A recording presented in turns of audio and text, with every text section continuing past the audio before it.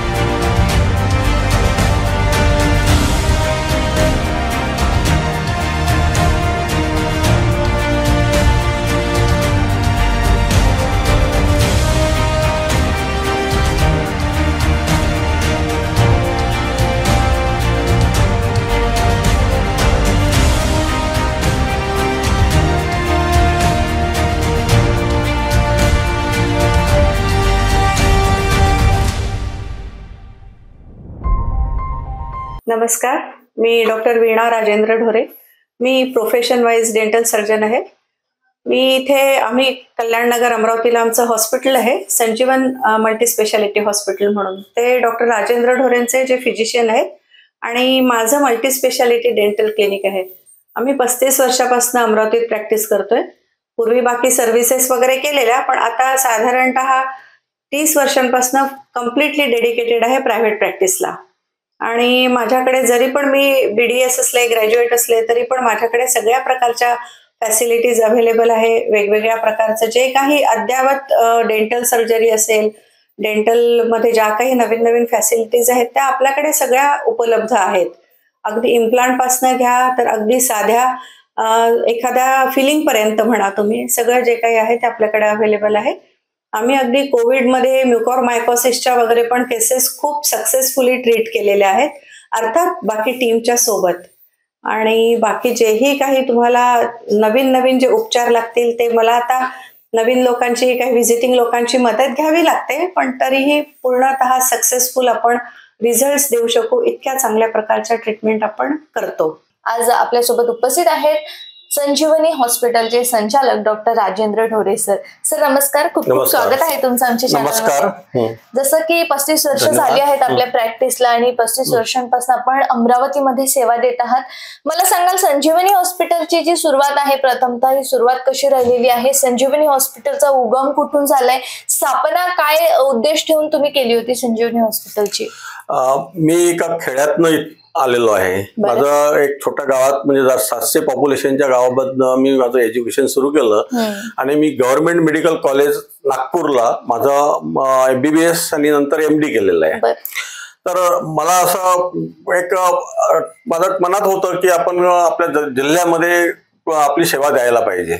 तर त्यावेळेस काय झालं की एक मोर्शीला, म्हणजे माझं गाव मोर्शी जवळ आहे, तिथे दवाखाना उघडायचं ठरलं. तर माझ्या वडिलांचं असं म्हणणं होतं त्यावेळेस की मोर्शीला जर तू दवाखाना सुरू केला तर तो तालुक्याचा डॉक्टर होतो, आणि जर तू डिस्ट्रिक्ट प्लेसला गेला तर तो जिल्ह्याचा डॉक्टर होतो.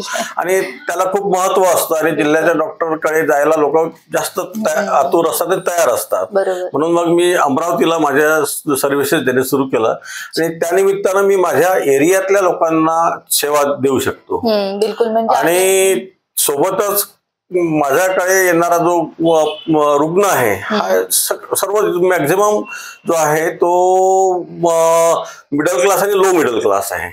आणि त्यामुळे त्यांना रिझनेबल सेवा कशा देता येईल हा भाग माझ्याकडे जास्त महत्वाचा माझ्याकडे. म्हणजे अल्प दरामध्ये सेवा देण्याचा तुम्ही प्रयत्नात होतात सुरुवातीपासूनच, आणि आता सुद्धा आपण त्याच प्रयत्नात आहात आणि अशीच सेवा देणं तुमचं सुरू राहील. सर मला सांगाल, आता संजीवनी हॉस्पिटल इथे काय काय ट्रीटमेंट केली जाते, आणखी कुठल्या कुठल्या आजारांवरती संजीवनी हॉस्पिटल इथे उपचार उपलब्ध आहे? मी स्वतः MD मेडिसिन आहे. एक इंटरनल मेडिसिन मध्ये माझं MD झालेलं आहे. त्यामुळे मी कन्सल्टंट फिजिशियन म्हणून काम करतो. त्यामध्ये डायबिटीस, मधुमेह, उच्च रक्तदाब, पॅरालिसिस, त्यानंतर सुरुवातीला कसं कार्डिओलॉजिस्ट उपलब्ध नव्हते, तर कार्डिओलॉजीचे म्हणजे हार्टचे पेशंट, हार्ट अटॅकचे पेशंट पण आम्ही ट्रीट करायचो. आणि साधारण जे सर्व ताप असतात, थायरॉइड आहे, डायबिटीस आहे, या गोष्टीची ट्रीटमेंट आम्ही इथे करतो. बर सर, काय काय आणखीन ट्रीटमेंट होते इथे? जसं तुम्ही आता सांगितलं, पण याला लागणाऱ्या कुठल्या कुठल्या सुविधा आपण देत आहात, आणि आणखीन कुठले कुठले डॉक्टर्स वेगवेगळ्या आजारांवरती उपचार करण्यासाठी इथे येत असतात? माझ्या संबंधित सांगायचं झालं तर आमच्याकडे इकोकार्डिओग्राफी आहे, ट्रेडमिल टेस्ट आहे, हाय डिपेंडन्सी युनिट म्हणजे HDU आहे. आणि माझ्याकडे जे काम करणारे लोक आहेत त्यामध्ये काही 2-3 RMO आहेत मला जे सपोर्ट करतात. आणि सोबत एक सर्जन आहेत, डॉक्टर संतोष राऊत म्हणून, ते जनरल सर्जन आहे, ते व्हिजिटिंग असतात. माझी मिसेस स्वतः डेंटिस्ट आहे, आणि ती डेंटल ट्रीटमेंट जवळपास 35 वर्षापासूनच माझ्यासोबत प्रॅक्टिस करत आहे. सोबतच तुम्ही प्रॅक्टिस करत आहात. मॅम सुद्धा डेंटिस्ट आहेत, आणि मॅम सुद्धा तुमच्या सोबतीला खांद्याला खांदा लावून हॉस्पिटल चालवण्यामध्ये त्यांचाही खूप मोठा हातभार आहे असं म्हणायला हरकत नाही. मला सांगाल की मॅमचं शिक्षण कुठनं झालं, म्हणजे डेंटिस्ट्री मॅमनी कुठून केली आहे?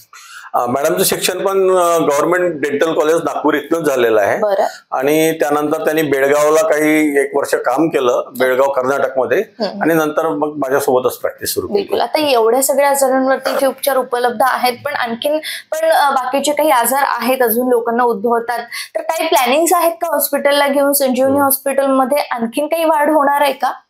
आतापर्यंत तर माझ्यासोबत माझा पुतणे डॉक्टर अक्षय ढोरे हा कार्डिओलॉजिस्ट आहे, तो माझ्यासोबतच काम करतो आहे. आणि यानंतर माझ्यासोबत येणाऱ्या प्लॅनिंग मध्ये माझा मुलगा आहे, ऑप्थॅल्मॉलॉजिस्ट झालेला आहे आणि तो सध्या पुण्याला आहे, पण 1 वर्षात तो इथे अमरावतीला पुन्हा येतो आहे. त्याची आमची सूनबाई जी डीएम न्यूरोलॉजी झालेली आहे, तर ती पण 1 वर्षानंतर न्यूरोलॉजीच्या प्रॅक्टिस सेवा ती अमरावतीकरांसाठी देतील. बिलकुल, म्हणजे आणखीन लवकरात लवकरच इथे डोळ्यांवरती पण उपचार उपलब्ध आहेत आणि मेंदूंचे विकार पण इथे दुरुस्त होतील आणि मेंदूंच्या जे काही आजार आहेत त्यांच्यावरही ते लवकरात लवकर ट्रीटमेंट मिळणार आहे. सर, जे काही प्लॅनिंग्स तुम्ही सांगितलेले आहे ते नक्कीच यश मिळू त्या प्लॅनिंग्सला आणि आमच्या शुभेच्छा आहेतच तुमच्या सोबत. मला सांगाल की जे आता तुम्ही या हॉस्पिटल गेली 35 वर्ष झाली आहेत सांभाळत आहात, पण याला आणखीन जोड म्हणून तुमच्या आणखीन पण बऱ्याचशा ऍक्टिव्हिटीज सुरू असतात. कुठल्या पदांवरती तुम्ही कार्यभार सांभाळलेला आहे आणि कुठल्या पदांवरती आता काम करत आहात आपण? मी जवळपास 8 वर्ष dental college, Vidarbha youth welfare सोसायटीचे डेंटल कॉलेज तिथे लेक्चरर होतो आणि त्यानंतर 1997 पासून तर 2019 पर्यंत मी पंजाबराव देशमुख मेडिकल कॉलेजमध्ये असोसिएट प्रोफेसर म्हणून मेडिसिन डिपार्टमेंटला काम केलं. नंतर मी तिथनं राजीनामा देऊन मी माझ्या प्रॅक्टिसमध्ये पूर्ण आलेलो आहे आणि सोबतच मी IMAचा लाईफ मेंबर आहे, असोसिएशन ऑफ फिजिशियनचा लाईफ मेंबर आहे, डायबिटिक असोसिएशनचा लाईफ मेंबर आहे, त्याच्यात रिसर्च सोसायटी फॉर डायबिटीस त्याचा लाईफ मेंबर आहे, echocardiography society of India, cardiology society of India यांचा लाईफ मेंबर आहे.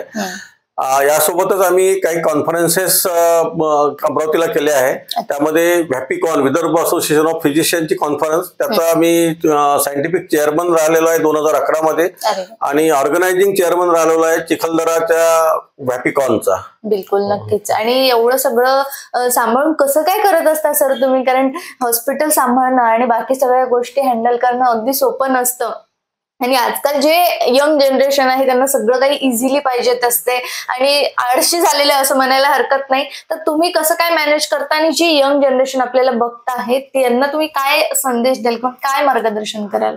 नाही, तुम्ही जर तुमचं लाईफ मध्ये वेळेचं नियोजन जर केलं तर या सर्व गोष्टी होऊ शकतात. कारण कसं आहे, प्रॅक्टिस करतानाच आपल्याला काही वेळ आपल्यासाठी ठेवावा लागतो, काही समाजासाठी ठेवणं आवश्यक राहतो. तसाच काही गोष्टी जसं आहे की आपण आपल्यासाठी ज्या काही गोष्टी जेव्हा आपण कमाई करतो त्यातला काही भाग हा समाजासाठी पण आपण ठेवायला पाहिजे असं मला वाटतं. आता मी यामध्ये काय करतो तर मी काही जे आपल्या समाजामधील मुलं असतात, गरीब मुलं आहेत जी शक्य म्हणजे यामध्ये मी 3-4 मुलांना तर दरवर्षी म्हणजे ज्यांच्याकडे त्याचे क्रायटेरिया आहे की शेतमजूर किंवा जे पैसे भरू शकत नाही फीचे, ते त्यांच्यासाठी फी अरेंजमेंट दुसरी असोसिएशन करते. सोबत मी त्यांच्या जेवणाचा खर्च जो मेसचा आहे तो 3 मुलांना दरवर्षी माझ्याकडनं पाठवतो. हे आणि जवळपास हे अविरत सुरू आहे माझं 15-20 वर्षापासून. बिलकुल छान. म्हणजे आपण ज्या समाजामध्ये जन्म घेतलेला आहे त्या समाजासाठी आपलंही काहीतरी देणं लागतं या उदात्त हेतूने काम करणारे अनेक लोक आपण बघत आहोत. त्याचपैकी सरही एक आहेत ज्यांना आज आपण भेटलो आहोत. सर, छान वाटत आहे तुमच्याशी गप्पा मारून, तुमच्याशी चर्चा करत असताना. या चर्चेला आपण थोडंसं वेगळं वळून देऊयात. काही हेल्थच्या बाबतीत मला तुम्हाला प्रश्न विचारायचे आहेत. अमरावतीमध्ये भरपूर वर्ष झाली आहेत जसं तुम्हाला राहत असताना, पण कुठल्या गोष्टींची खबरदारी जी आहे ती अजूनही घेतल्या जात नाहीये किंवा त्या गोष्टीकडे प्रशासनाने लक्ष देणं खूप गरजेचं आहे, काय वाटतं? प्रशासनाने स्वच्छतेकडे जास्त लक्ष द्यावं असं मला वाटतं. कारण कॉर्पोरेशन किंवा महानगरपालिका किंवा नागरिकांकडून भरपूर कर घेत असतात, पण त्या मानाने स्वच्छतेकडे लक्ष दिल्या जात नाही आणि सर्व गोष्टी प्रायव्हेट लोकांवर सोडून दिल्या जातात. हे योग्य नाही आहे, त्याकडे लक्ष द्यायला पाहिजे.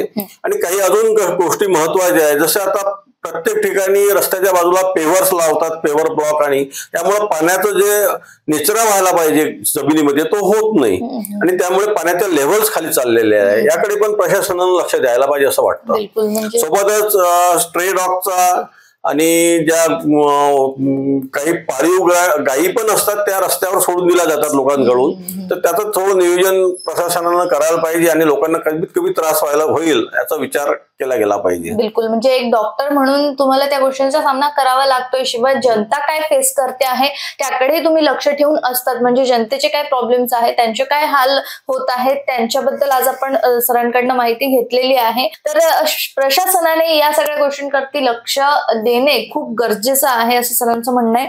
सर, आता मला सांगाल की आता लवकर उन्हाळ्याला सुरुवात होणार आहे आणि या उन्हाळ्यामध्ये आपल्याला तहान खूप लागते, तर आपण काय काळजी घ्यायला पाहिजे किंवा मग उन्हाळ्यामध्ये आपण कुठल्या गोष्टींची खबरदारी घ्यायला पाहिजे जेणेकरून आपली तब्येत खराब होणार नाही किंवा आपल्या प्रकृतीकडे लक्ष राहील? उन्हाळ्यामध्ये जास्तीत जास्त पाणी प्यायला पाहिजे आणि पाण्यासोबतच शक्य असेल तर नारळ पाणी वगैरे, म्हणजे कसं तुमचं उन्हाळ्यामध्ये घाम खूप येतो आणि घामामध्ये सोडियम आणि पोटॅशियम कमी होण्याचे, क्षार जे असतात शरीरातले ते कमी होण्याची शक्यता असते आणि ते क्षार कमी होऊ नये म्हणून आपण नारळ पाणी किंवा इलेक्ट्रॉल्स पण मध्ये मध्ये घेत राहायला पाहिजे. बिलकुल. सर, आता जे काही लहान मुलं आहेत, मला त्याबद्दल एक आवर्जून प्रश्न विचारायचा वाटतो, तो म्हणजे मोबाईल फोनचं खूप जास्त एडिक्शन झालंय. मोबाईल फोन खूप युज होताना दिसतंय, अगदी यंग जनरेशन मध्ये असो किंवा वृद्धांमध्ये असो किंवा लहान मुलांमध्ये सुद्धा आपण बघतोय की मोबाईल फोनचा खूप जास्त युज होतोय. तर याला आळा कसा घालावा किंवा मग काय दक्षता घ्यावी त्यांच्या पालकांनी किंवा आपण स्वतः? मोबाईल फोनचा जर यूज लहान मुलांमध्ये कमी करायचा असेल तर सर्वात आधी घरातल्या मोठ्या मेंबरनी, फॅमिली मेंबर्सनी लहान मुलांसमोर मोबाईलचा वापर करू नये. तुमचा टीव्ही बंद ठेवायला पाहिजे, मोबाईलचा वापर करू नये आणि शक्यतोवर मुलांना, छोट्या मुलांना त्यांना पुस्तकं आणून द्यायला पाहिजे आणि काही छोटे छोटे खेळ जे असतात ते त्यांच्या समोर ठेवायला पाहिजे आणि त्यांच्यासोबत खेळायला पाहिजे, त्यांना ते वाचून दाखवायला पाहिजे. याने मोबाईलचा जो उपयोग आहे मुलं जे करतात तो कमी होऊन जाईल. बिलकुल. तर सरांनी सांगितलेलं आहे, अगदी मार्केटमध्ये हवे ते गेम्स आलेले आहे आणि भरपूर काही गेम्स असे नवीन आलेले आहेत जेणेकरून आपण मुलांसोबत खेळता यावं किंवा मुलांनी स्वतः पण ते खेळावं, जेणेकरून मोबाईलचा यूज जो आहे तो कमी होताना आपल्याला दिसेल. तर सर, आणखीन काही जी यंग जनरेशन आहे, यंग जनरेशन वरतीच मी आज जास्त बोलणार आहे कारण मला त्यांचाच प्रश्न जास्त भेडसावत असतो. तर जी यंग जनरेशन आहे ती व्यसनाच्या अधीन खूप गेलेली आहे. स्मोकिंग, ड्रिंकिंग हे प्रकार आपण हल्ली बघतोय. तर याला आळा घालण्यासाठी किंवा मग जे स्मोकिंग ड्रिंकिंग करतात त्यांच्या जीवनावरती, त्यांच्या बॉडीवरती काय इफेक्ट होऊ शकतो? जे मुलं स्मोकिंग करतात त्यांना लंग म्हणजे फुफ्फुसाचे आजार खूप होतात. त्यांना एक क्रॉनिक ऑब्स्ट्रक्टिव्ह एअरवे डिसीज म्हणतात. त्यामध्ये कंटिन्युअस जो कफ येत राहतो. त्यानंतर लंग कॅन्सरचं प्रमाण खूप वाढलेलं आहे. तर या गोष्टी खूप होतात, त्यामुळे त्यांनी त्या अवॉइड करायला पाहिजे. तसंच सर्वात जास्त जो नुकसान होत असेल शरीराला तर तंबाखूपासून आणि स्मोकिंग, सिगारेट किंवा यामध्ये युजली तंबाखूचा वापर केला जातो आणि त्यामुळं हार्टचे आजार जे आहे, हृदयाचे आजार आहे, रक्ताच्या करोनरी आर्टरीज जे असतात ते वाढत आहे आणि हार्ट अटॅकचं प्रमाण पण वाढत आहे. त्यामुळे त्यांनी स्मोकिंग पासून दूर राहायला पाहिजे. ड्रिंकिंगचंही तसंच आहे. ड्रिंकिंग पासून तुम्हाला लिव्हरचे आजार होतात, पोटाचे आजार होतात. पोटाचा नंतर पोटामध्ये पाणी जमा व्हायला लागतं, लिव्हर फेल्युअर मध्ये जायला लागतं. तर या गोष्टी अवॉइड करायला पाहिजे. आणि आता सगळ्यात मोठा प्रॉब्लेम जो आलेला आहे यंग जनरेशनमुळे तर तो ड्रग्सचा वापर कॉलेज मध्ये खूप वाढलेला आहे.